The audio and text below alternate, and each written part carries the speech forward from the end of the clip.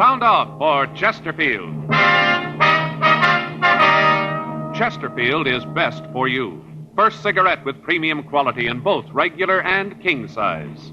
Chesterfield brings you Dragnet.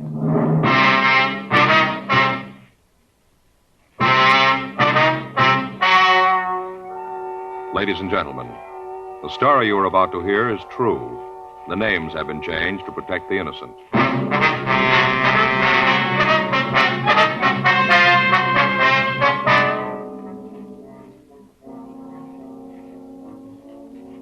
You're a detective sergeant. You're assigned a burglary detail. A wave of burglaries has broken out in your city. The thieves are fast. They're clever. Your job? Get them. Years ahead of them all. Chesterfield is years ahead of them all. The quality contrast between Chesterfield and other leading brands is a revealing story. Recent chemical analyses give an index of good quality for the country's 6 leading cigarette brands. The index of good quality table, which is a ratio of high sugar to low nicotine, shows Chesterfield quality highest. Chesterfield quality highest. 15% higher than its nearest competitor. Chesterfield quality highest. 31% higher than the average of the 5 other leading brands. Yes, Chesterfield is first, with premium quality in both regular and king size. Don't you want to try a cigarette with a record like this? Chesterfield.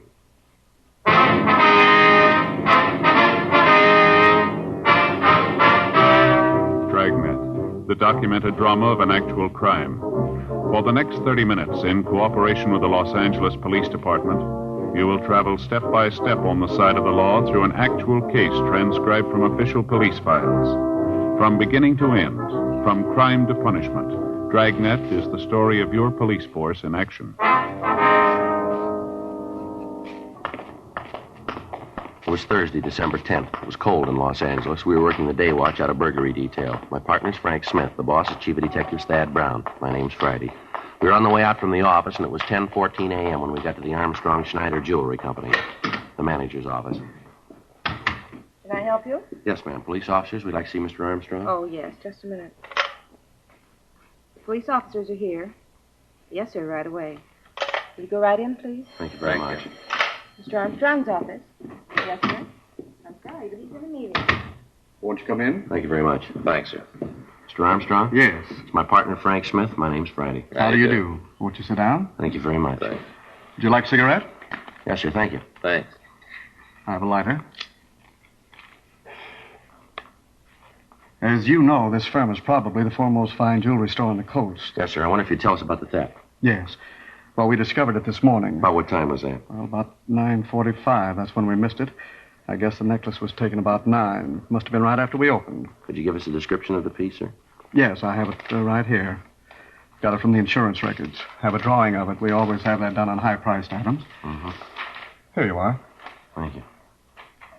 Mm-hmm. What value do you place on the necklace? It's insured for $8,000. Firm can't afford to take a loss like that. Could you tell us exactly how it was taken? Yes, I can. It was just after 9. We just opened the front doors. People had started to come in. Lots of shoppers. Christmas, you know. Yes, sir. Well, this one couple came in, asked to see some of our more expensive necklaces. Henderson brought the tray out of the safe and showed the collection to the people.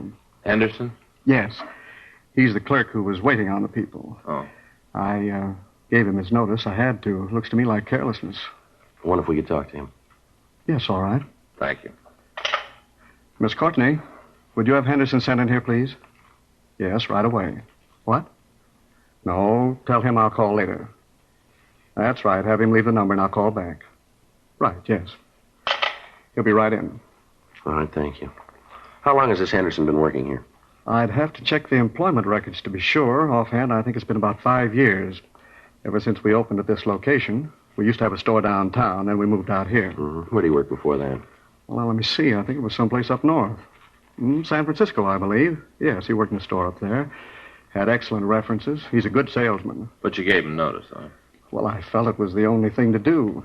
If he's getting careless, he has no business working in a store that deals with expensive merchandise. Mm-hmm. Excuse me. Yes? Send him right in. What? No, please tell him to call later. No, I'm not into anyone. No one but Sharon. My wife. Yes, sir. Come in. Do you want to see me, Mr. Armstrong? Yes, come right in, Henderson. These are police officers, Mr. Friday and Mr. Smith. This is Charles Henderson. How are you? Hi. How are you? They'd like to ask you some questions about the theft. Yes, sir. Anything I can do to help? Could you give us a description of the couple you waited on? Yeah, I think so. The man was about 35, maybe 40. About how tall was he? Well, maybe 5'11". Might have been 6 feet. I'd say he weighed about 155 pounds, something like that. Uh-huh. How about his coloring, his complexion? It was light. Looked like he'd been out in the sun, though. His nose was all sunburned. I noticed it because you don't often see people with sunburns like that this time of the year. You know, December. Mm-hmm. How was he dressed, do you remember? He had a gray hat on, gray chalk-striped suit on, flannel blue shirt, maroon tie. Didn't see his shoes. He had on one of those new round collars, though. You know, rounded here on the collar points? Mm-hmm. Was he clean-shaven? No, he had a little mustache, one of those that looks like it's drawn on with an eyebrow pencil. Just a line, you know the kind. Uh-huh. How about the woman? What'd she look like? She was a small woman, not much more than 5'2", little, about 100 pounds. Real pretty. She had dark hair and blue eyes, very fair. I noticed it because I thought at the time that maybe she dyed her hair. Mm-hmm. Did you have any marks or scars you saw? No, I don't think so, no. How was she dressed? She was a little too overdressed, had a dress and a coat, had a jewel clip here on her dress. She looked kind of flashy, cheap, you know. I see. Anything about the way they talked and the accent, anything like that? No, nothing I can remember. Would you remember if either one of them wore glasses, maybe? No. The man, though, he had a kind of funny way of talking. What do you mean? Well, he sounded sort of like one of those pitch men on TV. You know, the kind that sell kitchen gadgets, things like that. Mm-hmm. Could you tell us what happened, what they said when they came in, how they took the jewels? Yes, they came in right after we opened and asked to see something in necklaces. Said they wanted to pay around $5,000. So I brought out the tray, but didn't find anything that they liked. And then I brought out the other tray. They looked at one of the necklaces. Beautiful thing, $8,500. You know, Mr. Armstrong, the emerald-cut diamond with the small sapphires? Yes, I know the one. Beautiful thing. Excuse me, can I use that ashtray a minute? Yeah. Thank you. Wonder if you'd go on, please. Oh, sure. Well, I brought out the other tray and showed them the necklaces in it. They both looked for a long time. Then the woman said that she didn't think there was anything there she wanted. Mm-hmm. What was the matter? Didn't they care for our designs? No, it wasn't that, sir. They just didn't see anything they liked. So they moved back to the other tray. And then the woman said she'd found what she wanted. It was a small piece, 3 diamonds and 4 small rubies. Did they buy that? No, they said they wanted to think about it. They made a big thing about asking me if I thought that it would be sold before they could make up their minds. Mm-hmm. Well, I told them if they wanted to put a small deposit on it, we could hold it for them. Yeah. Man said he'd rather not do that. He said they'd know by this afternoon. At that time, there were several people in the store, Christmas shoppers, you know. Mm-hmm. Some of them were looking at a display of bracelets we had on the counter. I went over to them to see if there was anything I could do. You know, tell them that I'd get someone to wait on them. I understand. It's a foolish thing to do, I know that. I'm afraid it was. Yeah, I know now. Well, when I got back, the couple was leaving. They told me they'd be in this afternoon and let me know. Walked out of the store, and I stopped to help a gentleman that came in. When I turned back to the trays, I noticed that the necklace in the more expensive tray was gone. Mm-hmm. Would you be able to give us positive identification of these people if you ever saw them again? Yes, I'm sure I would. Wonder if you can come downtown with us and look at some pictures, see if you can identify the thieves for us. Of course, if Mr. Armstrong has no objection. Not at all. You'd like me to come along, too? I don't think that'll be necessary right now. If there's anything we need, we can get in touch with you here, can we? Yes, right here at my home. I can give you that number. All right, fine. Okay. Here it is. Thank you, sir. Well, thanks very much. You ready to go? Yes, sir, I'll get my hat. Just a minute, Henderson. Yes, sir? As soon as you get through down there, come on back. Your job's waiting for you. All right, sir. I'd like to come back. Anything I can do to help, just let me know. All right, Mr. Armstrong. Not at all. I'll get my hat and meet you at the door. Right. Have you notified the insurance company of the theft yet, Armstrong? I have a call into them now. I'm expecting an agent from the firm any minute. Sure hope you can recover it. Yes, sir. We'll do the best we can. An $8,000 necklace. How do you think they'll go about disposing of it? Break it up? Well, either that or leave it in one piece. That'll make it kind of hard to unload, won't it? $8,000? Not at their price.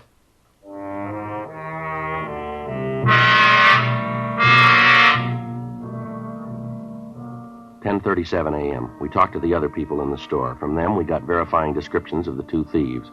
11:32 a.m. Frank and I took the clerk, Charles Henderson, down to the city hall and had him go through the mug books. We got out a local and an APB on the pair of thieves, and a description of the stolen necklace was prepared for the Daily Bulletin. The insurance company that underwrote the necklace got in touch with us and said that they were getting out printed circulars to jewelers throughout the country. The victim was unable to make an identification from the mug books. We had the MO of the theft run through the stats office, but when the possibles were checked out, we had no new leads. Further interrogation of the owners and employees of the stores in the immediate vicinity of Armstrong and Schneider failed to turn up anything new. The theft was not a new one.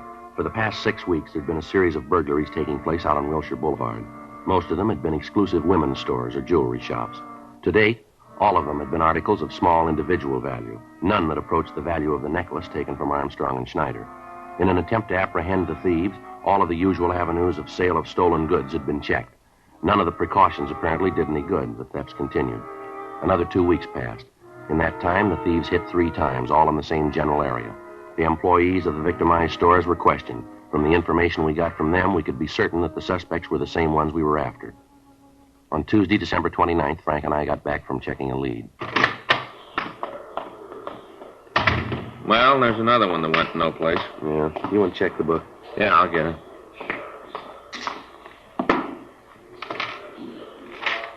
Anything there? Yeah, there's a call here from Alex Olson. Olson? Yeah. Got a Dunkirk number. You know Olson?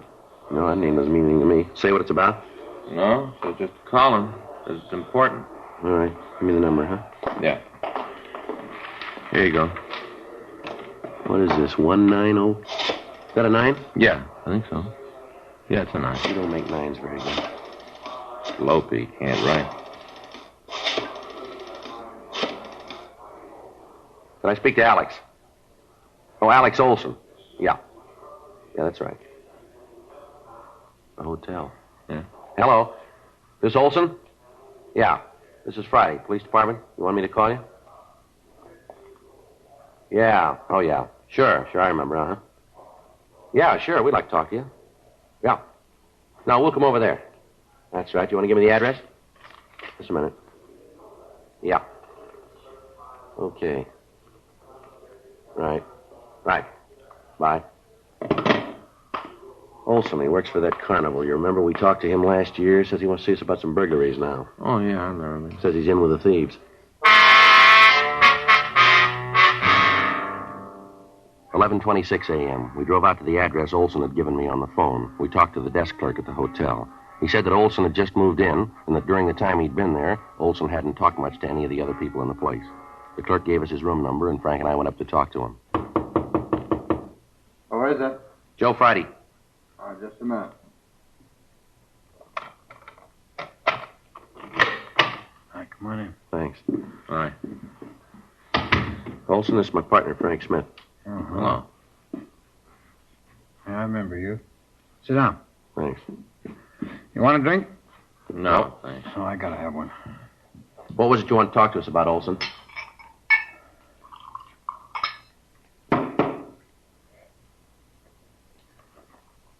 Olson? What was it you wanted to talk to us about? Oh, man. Going with a hangover. I really get him. Yeah, now let's get to the point, shall we? What's on your mind? Oh, I'll tell you. I don't know why I drink so much. I feel terrible the next day. I always drink too much. All right, now look, Olson, maybe you got a lot of time. We haven't. We didn't come over here to sit and watch you drink. Now get to the point. You said on the phone that you were in with a gang of thieves we're looking for. Now what about it? What I told you on the phone is true. It's all true. I'm glad to tell you. Get it over. Get it all out in the open. That's what I need to do. Get it all out in the open. You had any breakfast yet? No, I just got up before I called you. Is there any place around here you can get something to eat? Don't make no difference around here. Nobody knows me. I think there's a place down the street right next to the hotel. But what's all this about food? I think you'll feel better if you have something to eat, won't you? No, wait a minute. You've had enough of that. Put it down. I don't want no food. All right, we do. Let's go. You guys are getting a little bossy, aren't you? We want to hear what you got to say. You keep hitting that bottle, neither one of us is going to make it. Come on, fella. We'll buy you some breakfast. You got a coat? It's cold out. Oh, yeah. Sure glad you guys came. I'm glad to get this off my Wait a minute. chest. Those dresses in there.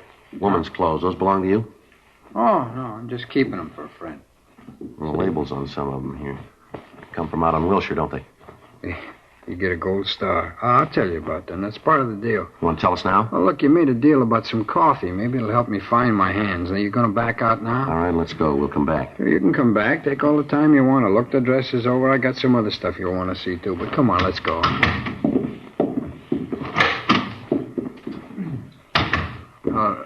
let's walk down. Now, let's not take the elevator. It's too noisy. Murder. All right. Well, what's this other stuff you wanted to show us, Olson? The jewelry. I got some of it in the dresser. It's cheap stuff. Nothing worth anything. It's cheap. Where'd you get the clothes and jewelry? Oh, Red asked me to keep informed. Who? Well, he's the guy you want. He's the one that's engineering the thefts. He's the one. He's a real crumb. Big man. He's the one you want. I'd like to see you get him. How many other people working with him? 3 others. You know who they are? Sure. I know the whole story, start to finish. I know the whole thing. I'll tell you. I'll tell you all about it. Let's go out the side way. All right.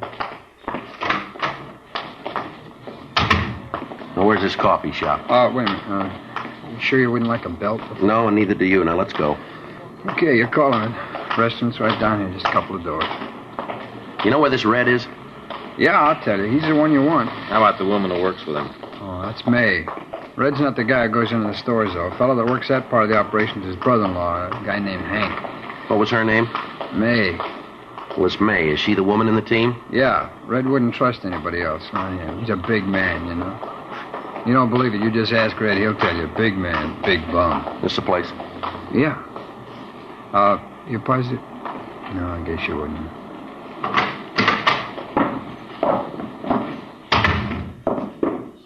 Booth in the back, all right? Yeah. Hey, Joe, it doesn't look like they got service in the booths. What do you want, Olson? Well, it ain't what I want, but I'll settle for a cup of coffee. Joe? Yeah, it's all right for me. I'll get it and bring it back. All right. Come on, Olson, let's go back. Sit down.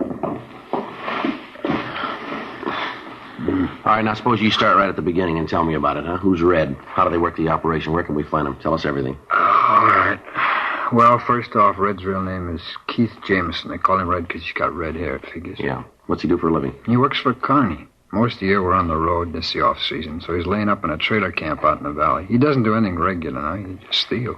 Is he one of the owners of this carnival? No, he runs a pitch game. You know, rings and the pegs. If you play real good, you can win a quarter's worth of slum for $5. Mm-hmm. How about his wife? She travel with the show? Yeah, she travels. It ain't a regular show, not Red's part. He's just got a concession, you know. He goes with the show like a leech. He's been thrown out of a dozen carnies for crooked stuff. His brother-in-law's a dip when we're on the road. Picks pockets in the crowd around Red's place. He's gotten us all in a lot of trouble. No carny in the country will have us around anymore. Don't take him long to get wise to it. Mm-hmm. He's the one that's in on the burglaries with Red and his wife, is that it? That's right. He lists the stuff. How about his wife? Where's she fit in? Well, she's the distraction. You know, the one that comes up and asks questions, pulls the clerk away so Hank can lift the stuff. In case there's any trouble, Hank acts as lumber, too. What do you mean, lumber? Well, you know, muscle. He takes care of the guys that yeah. beef. Mm-hmm. Hey, can you give me a hand with that, huh, Frank? Yeah, here. Look at my thumb. Stuff splashed on it. Think it's blistered? No, it's good hot coffee in there. Here you are, Olson. Oh, thanks. Come on, pass the sugar, will you? Yeah, here you are. Where do you fit into this, Olson? No place, really. I'm just along for the ride. I think Red figures sometime the axe is going to fall and he wants my head under it. I usually hold on to the stolen stuff until Red finds a buyer. Does he use a fence? No, he pushes the stuff himself. He usually works on a tip. You know, somebody wants to buy a piece of merchandise. Red meets him, sets up a deal. Uh-huh. You willing to cooperate with us all along the line on this thing? Sure, I'll go along with you. You know where the necklace is that they lifted a couple of weeks ago? Yeah, Red's got it. He's looking for a buyer now. You think you can set up a meet for us? Yeah, if he thought you wanted to buy the piece, it could be done. Can you set up the meet? Sure. I want to see you get him. Tell me something. How are you going to come out on this if we pick up Red and the others? What do you want out of it? I got my reasons. I got good reasons. You want to tell us what they are? Sure, I got no reason not to. Give me the sugar again. Yeah. You see, Red figures he's going to make a sideshow character out of me next season. I'm not going to go that route. Yeah? What do you mean? Oh, you know, the wild man from Borneo, sit in a pit all day and yell at the customers. Pitch like that always draws a big crowd. Red figures it'll be good for picking pockets. Yeah. You ought to know by now Red's out of his mind. Yeah. Wild man from Borneo. Even a leopard skin won't help. Look at me. I only weigh 105 pounds.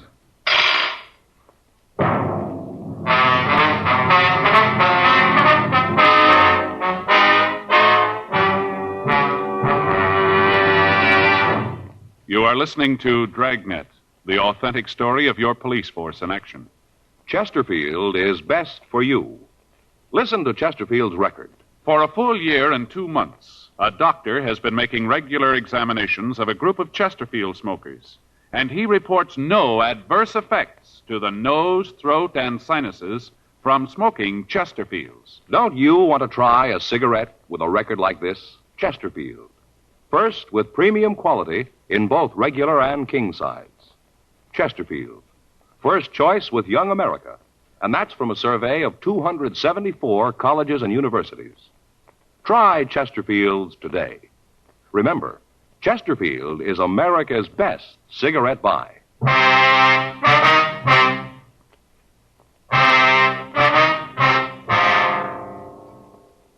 2:24 p.m. We continued to talk to Alex Olson. He told us what he knew of the operation of the thieves. We went back to his room and searched it thoroughly. We found several pieces of cheap costume jewelry and several of the stolen dresses.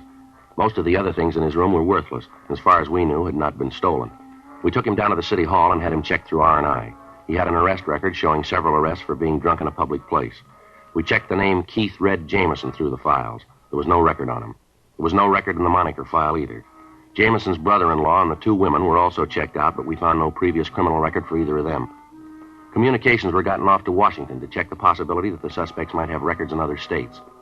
4:40 p.m. We met in Captain Wisdom's office. Olson told us that he'd arrange a meeting for us with Red. While we listened on an extension phone, he called the suspect, told him that he had a buyer for the necklace. A meet was set up for the following morning at the entrance to Alvera Street. Red said that he'd have the necklace with him at the time. 5:37 p.m. Frank, Olson, and I drove out to the trailer camp in the valley. We checked the trailer that Red lived in, and also the one his brother-in-law had. We got a good look at the car Red would drive to the meet, and then we arranged for a stakeout on the trailer park.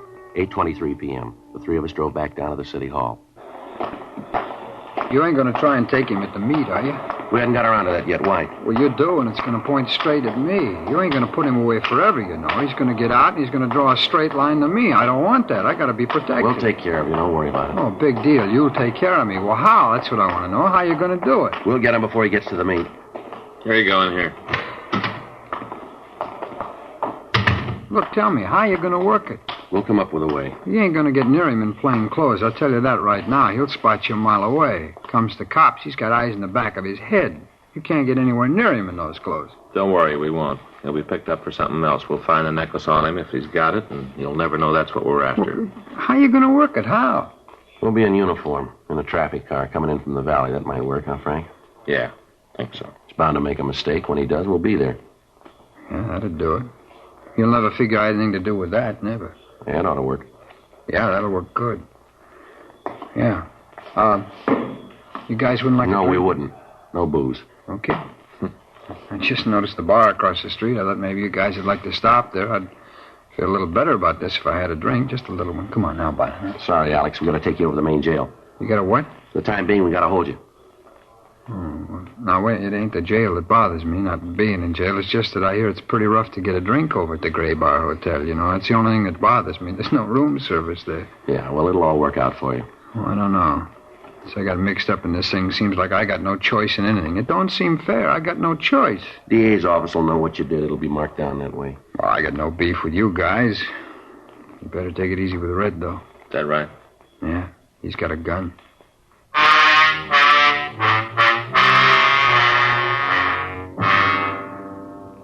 The following morning at 4:30 a.m., Frank and I were dressed in the uniform of traffic officers. We were parked 2 blocks from the trailer park in a traffic car. The meet with Red was scheduled for 9 a.m. The officers on stakeout at the trailer park told us that they'd seen no activity in Red's trailer the night before. From where we were parked, we could keep his car under constant surveillance. At 7:45 a.m., we saw the suspect and his wife come out of the trailer and get into the car. We followed them over to Ventura Boulevard, and from there down Coalinga Pass.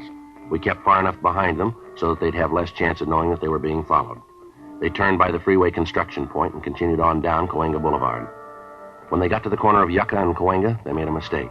They turned left from the wrong lane of traffic. Well, that's it. You want to hit the siren? Yeah. I got the light. He's going straight down Yucca, Joe. Yeah. Pull up behind him, huh? Right. Okay, he sees us. He's pulling over. I'll cover the other side. Watch yourself. Right. What's wrong, officer? I didn't do anything. See your operator's license, please? Sure, it's in my pocket. I'll get it. You want to get out of the car, please? Well, I don't have to get out to show you my driver's I'd like to have you get out of the car. Don't argue with him, Red. Do what he says. What's all this about, anyway? What do you stop me for? You made an illegal left turn back there at Cahuenga. Illegal? Oh, you got the wrong guy. You see that guy in front of me? He jumped the light something awful. He's the guy you ought to be after. He's the one, not me. All right, move over by the car. What? Over by the car. Now put your hands up there. No, against the car. I don't know what you mean. Now come off it, Jameson. You know what we mean. Get out of here! All right, Jameson, on your feet. What are you doing? You got no right to beat him up like that. A big thing for making a left turn. What are you guys trying to prove? Just wait until the papers get this. We got friends, you know. All right, big lady, friends. take it easy. I won't take it easy. Man makes a mistake, and you cops act like you were the judges. You got no right to treat a citizen like that. Here, Frank, you'll hold this. Yeah. 38 Colt. You play rough, don't you, Red? Ah, shut up. What's this, Red? You leave that alone. That's mine. Doesn't concern you. Necklace, Joe? Yeah. So it's a necklace. What's that prove? You got nothing on us. Write out the ticket for the left turn and let us go. That's all you got. You got a permit for this gun? No. This necklace is stolen. You know that, don't you? I don't know anything about it. I'm not going to say anything till I see a lawyer. Nothing. I knew this would happen. Always knew it about you. You're yellow. Willing to take a chance as long as you ain't going to be nailed. Let something go wrong and right away you start screaming for a lawyer. Poor excuse for a man. You took a chance and you lost. Well, don't be a coward about it. You got no excuse. None in the world. You got no excuse at all. Well, that makes you even, lady. Huh? Neither of you.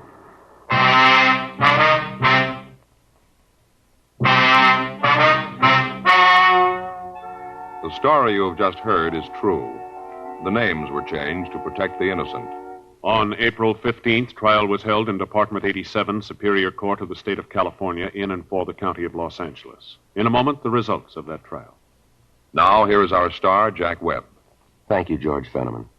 I sure hope you were listening real close to what George Fenneman had to say tonight, because it proves what I always tell you. You can't beat the premium quality you get in Chesterfield, regular or king size. I'd like you to try Chesterfields. They're much milder, and they have a wonderful taste.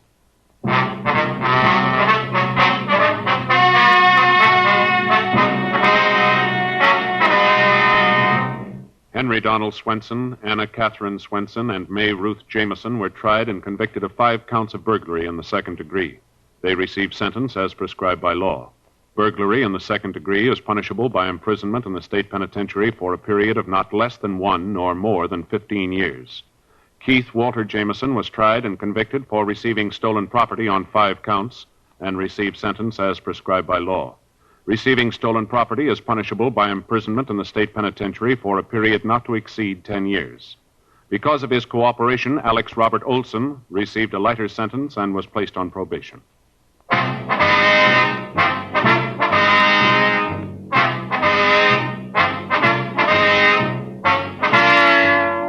You have just heard Dragnet, a series of authentic cases from official files.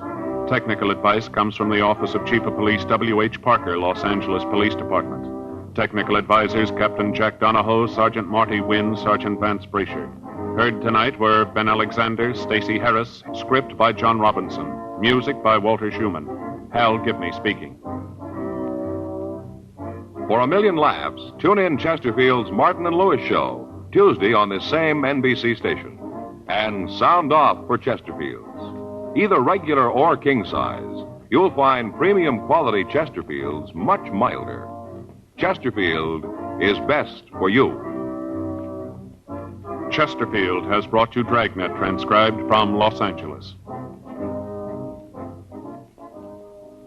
Now, new Fatima has the tip for your lips. Fatima tips of perfect cork. King size for natural filtering. Fatima quality for a much better flavor and aroma. So remember, new Fatima has the tip for your lips. Fatima. See how smooth they are. Remember, Fatima is made by the makers of Chesterfield, Liggett & Myers, one of tobacco's most respected names.